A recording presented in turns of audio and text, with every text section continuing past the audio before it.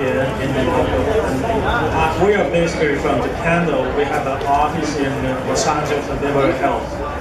Okay, so tell us about Kurapia. What is it exactly? Kurapia is very much drought tolerant ground cover and can be used at the perfect time. Okay, back up the bus. We got to say that one again, because ground covers are notorious for using lots of water. But now you're giving us one that's not, right? Yes, this saves water a lot. We have tested using Riverside and using Davis, and it has been proven that it saves the water about 80% less compared to tall fescue grasses, and we save 40% less water compared to warm season grasses. Wow, that's quite a bit. Yeah, it is. Now we have an area up in East Bakersfield called Tolerant that's really famous. It's got the hillsides, and there's nothing that hardly grows up there because it takes tons of water. How much water is this going to take? Will it survive? It will survive. Okay. They need initial irrigation for the establishment period, which takes about a month. But only after that, they don't require so much of water. Wow, that's pretty good. You know, one of the other things that everybody has around here is poor soil quality. So how does this do in alkaline soil? Well, Kurapia is a type of plant which can survive under high salinity as well as low pH and high pH as well. The lowest is we have tested to survive about 2.5 pH, and the highest is 12. Wow. Not a problem. So if you have alkali crystals in your yard, this is what's going to survive that, because that's 12 is above that. So generally we see all the crystallization and the white powder on the ground. This is what we see as you go out toward the middle of the valley toward Taft, you know, out in the oil fields. And so when you think about that, this is going to be a great opportunity for this to grow, because that's at about an 8 to a 9, and this is going to go up to a 12. So that is 4 times higher than what this is going to be. So it's going to be humongous on the transition period there. All right, you've done enough now. No, I haven't. I've only just begun, baby. This is an interactive seminar. If you have questions, simply raise your hand. We have somebody who'll come around, and we'll steal the mic from Kathy for a little bit, and you can ask your questions. Now, how this works, you have, right now, you have 25 minutes left, because we're done at 1:30, okay? And so, you have 25 minutes to ask your question, whether it's about Kurapia, but we're not talking the whole show about this, because we have Kathy who's going to be talking about vegetables as well. And you know what her name is? She is the fix of the vegetables. There you go. So that's it, right? Hey, Jeff, how you doing? Yeah.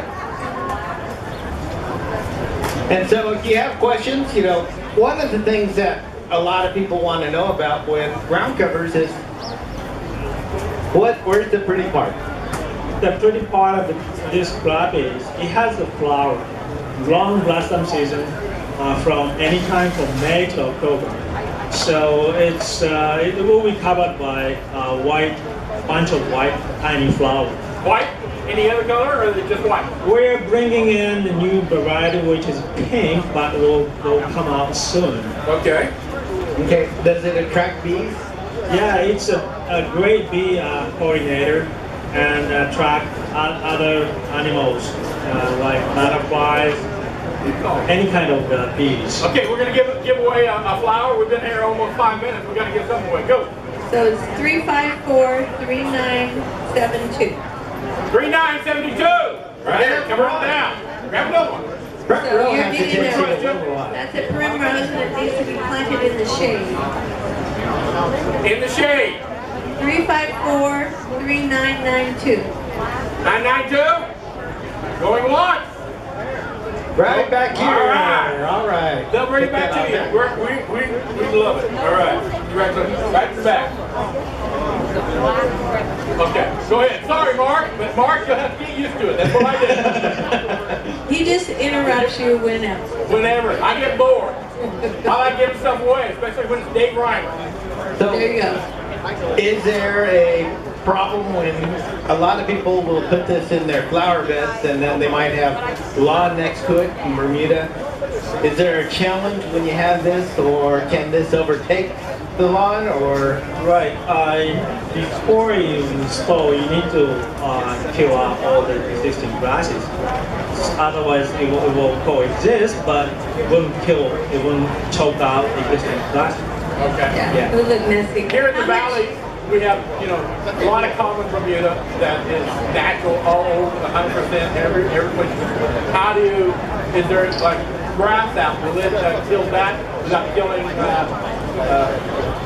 the Kurapia? Well, there are some, we have tested the selective herbicide for Kurapia, but we don't have a license to sell the herbicide. We can't make a comment in here though. There are some pre-emergent herbicide and a post-emergent herbicide selective for Kurapia. Okay. How much cold does it take? How much what? Cold. Cold, yeah. It's mostly evergreen in Kern country. And it has a dormancy period when you install at the high elevated area. Right. Just so you know, that's the big deal. I mean, a lot of people say, okay, why do you talk? Hey, this plant is one that is low water use, it's a ground cover, and it's just now being introduced. So this is brand new for Kern County. And so come by, he has a booth right behind us, right? Yes. And you can ask questions, and Kathy, let's give away another flower. Okay. Thank you. Thank you, Mark. Appreciate it. 2-1. Who needs a mic? Why did you tell him that? 219-390. All right. Right there. Congratulations. What kind of flower is that? That's the primrose, and it goes in the shade. In the shade. All right. You like primrose? Well, we knew that. You know, we're just mind readers. So we want to make sure you won. All right? Yeah. Okay. We have with us the Vixen the Vegetables from Robbie's Nursery. And you want to switch out your mic, or are you ready just going to hold that all day? There's one right behind you. That's all right. Okay. You know, I got my hat on. Oh, yeah. You don't want to have... Okay. All right. You don't want to get naked and take it out. I have hat hair. Okay.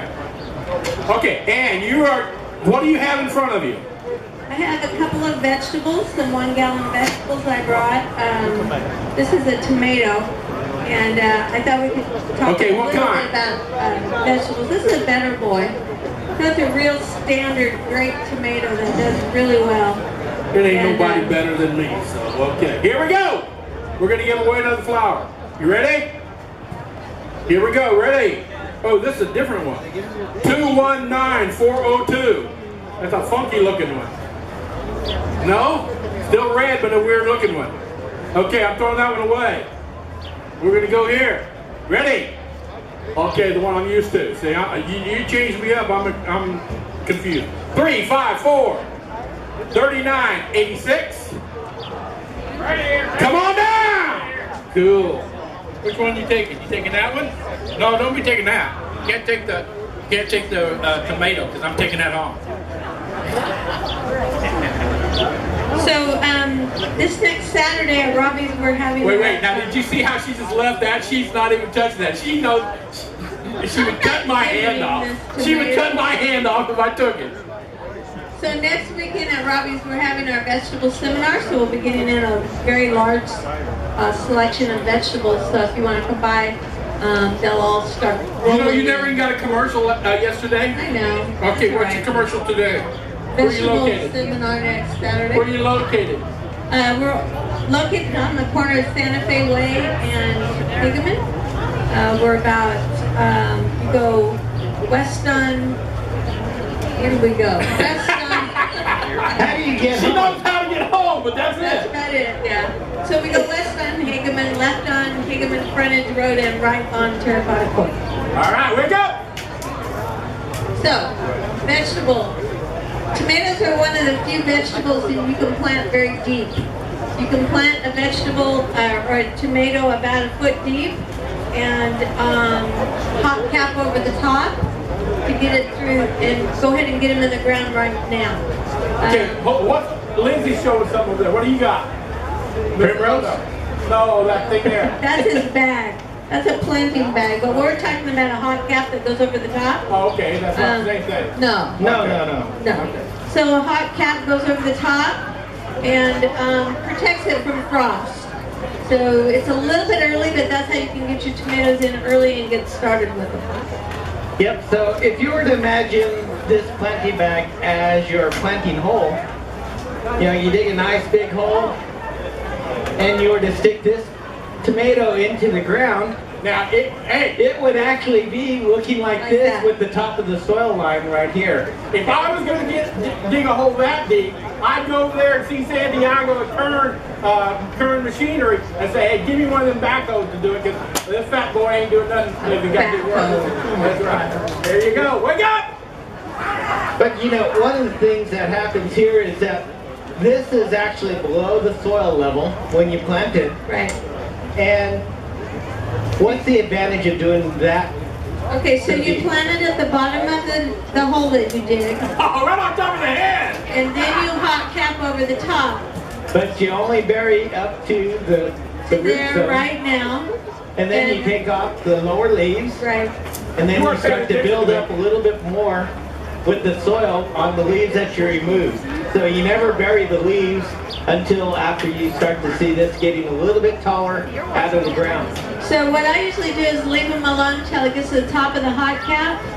And then when I take the hot cap off and there's no danger of frost, I pull off the bottom leaves and start caving in the hole. So it'll start to look like this originally, and then as it starts to grow, it'll Comes on get taller up. and taller. Then we're going to pull all the leaves off and we're going to cave it in. And tomatoes are one of the few plants that'll root all along the stem, and it makes a nice big one. A Yep. big stem. So where each of these leaves were at, we'll cut those off and remove them. And then that'll turn into a root system right there at that junction. You have a question? So by doing this, it protects them from the frost. Okay, Kathy, you're losing your mic, so you're going to switch, and you're going to give it to this young man. There's a person back there that's got a mic. This is an interactive seminar. You have 15 more minutes to ask your question. And so, hey, my question to you, Kathy, do you put these on? Do you use Grow Power planting tablets or anything in the tomato hole? You do? Okay. Yeah, you can definitely use those. All right, go ahead. My first question is this extra credit? No. No, you get an F. No. What's the advantage of doing all that? You're treating it like a tomato almost. What's the advantage of that? The advantage is a stronger plant, and also you can plant much earlier because you're going below the ground surface to protect the plant from frost. So the ground insulates the plant from the colder Insulation. temperature, and With because the it's hot warmer cap in the as ground well. area. So you can start tomatoes now because of that? Exactly. Yep. Right so you now. get it done and have a much longer season for your tomatoes. Yeah, they But start- also one of the other advantages is that when we have this section down here all turning into roots, well, this is supporting this plant extremely well, so you're not going to see the evidence of it flopping over as easily. So Okay. they become much stronger, much quicker. One more? What? No. I win a good grade in my class. Professor Ono. No. So potatoes and potatoes.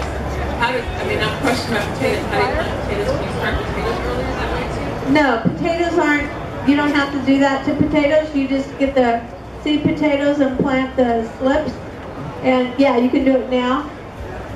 All right. Yeah, so you can go to countrygardenradio.org and look up my articles on planting a new vegetable garden, and what that has on there is actually the table put out by the California Cooperative Extension for Kern County, and what it does is it tells you, here is a potato, here's the time months that you plant it, here's how long to harvest.